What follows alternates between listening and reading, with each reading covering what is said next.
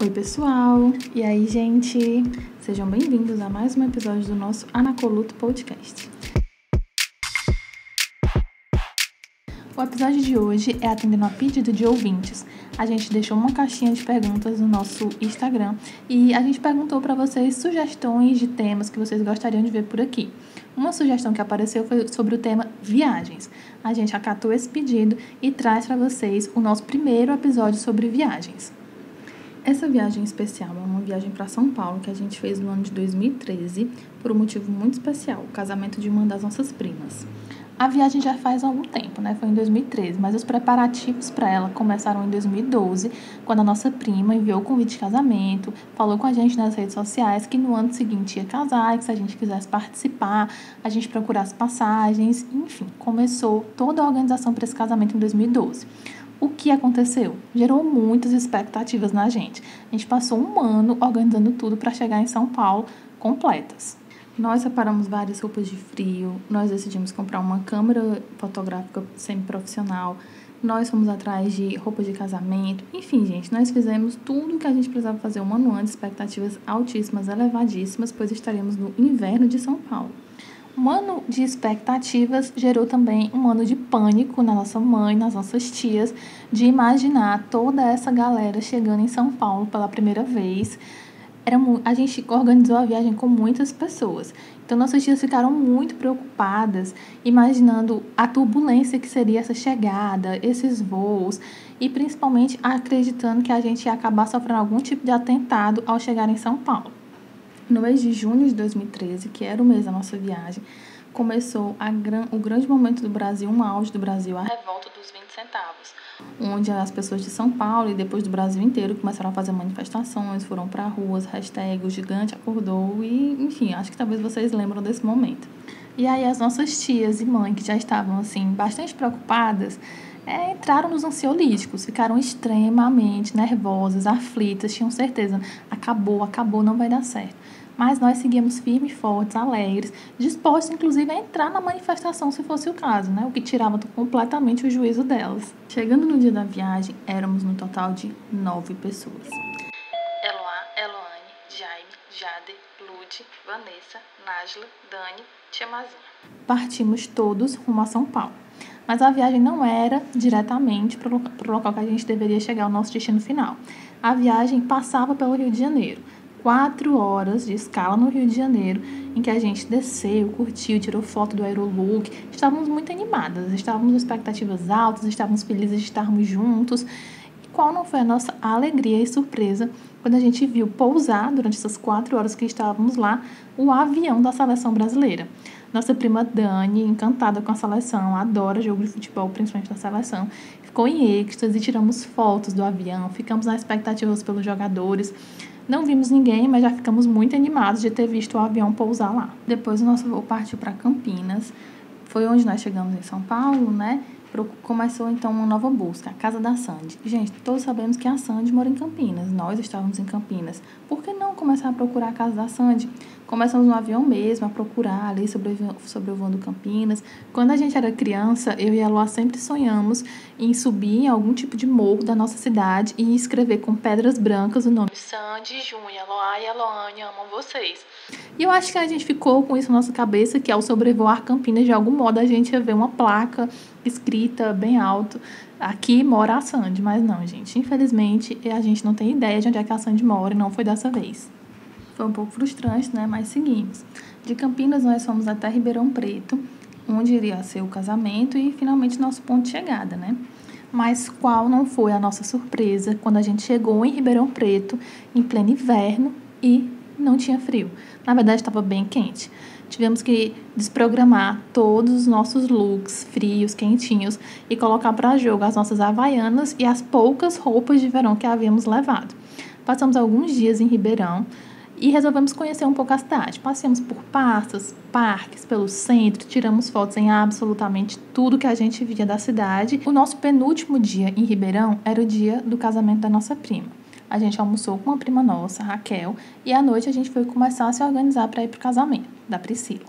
Encontramos os nossos primos e a nossa família na hora do casamento. Foi muito emocionante. A gente não tinha visto eles até ali, porque estavam todos trabalhando na organização do casamento.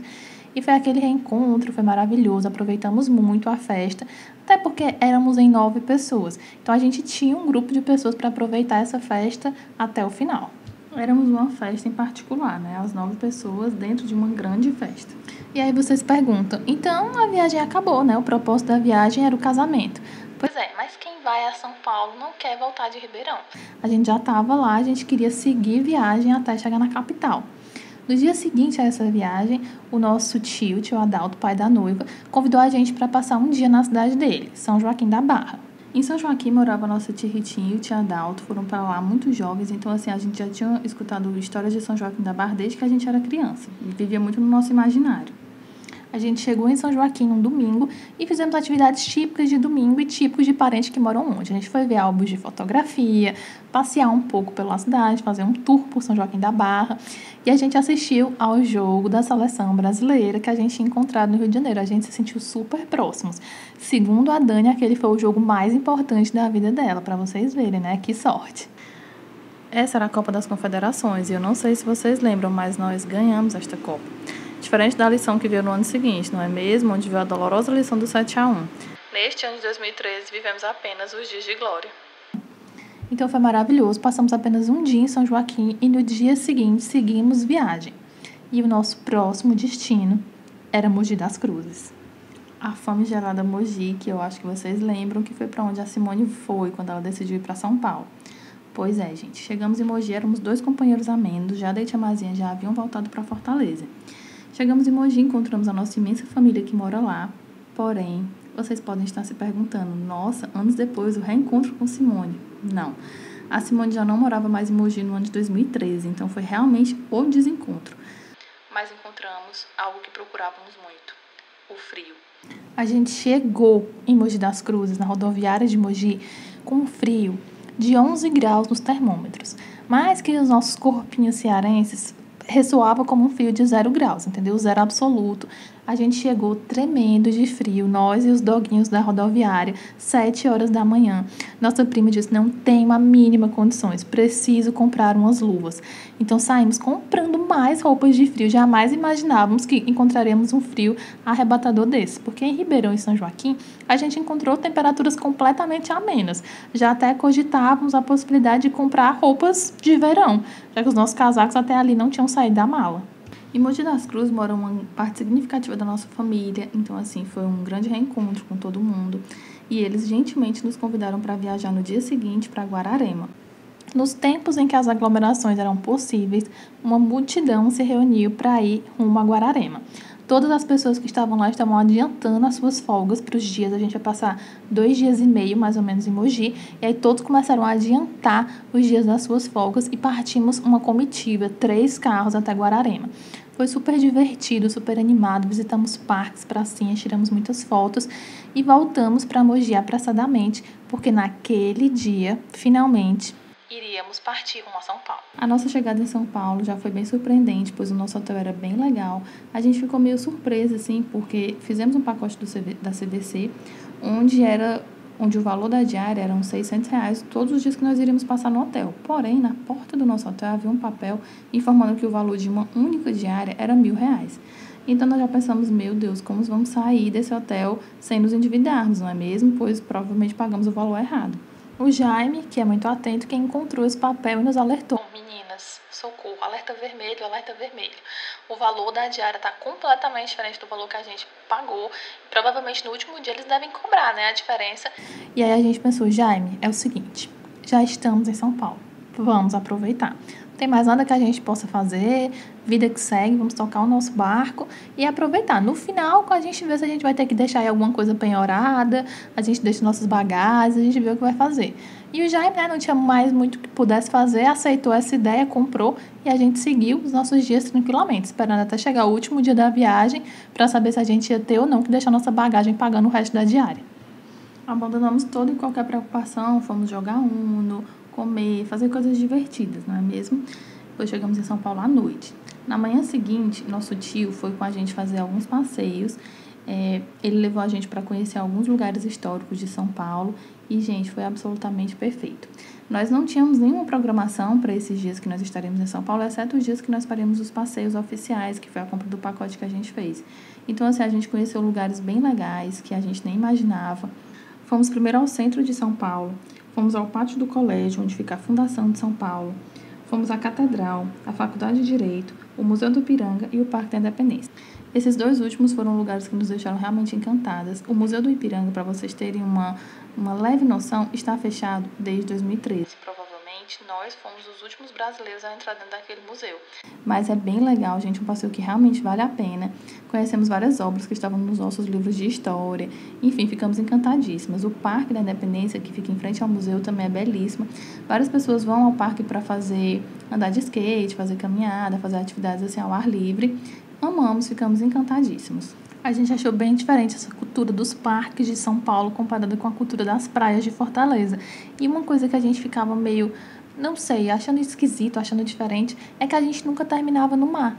E a gente sempre pensava, será que essa rua dá no mar? Mas na verdade não dá no mar, né? São Paulo não tem litoral.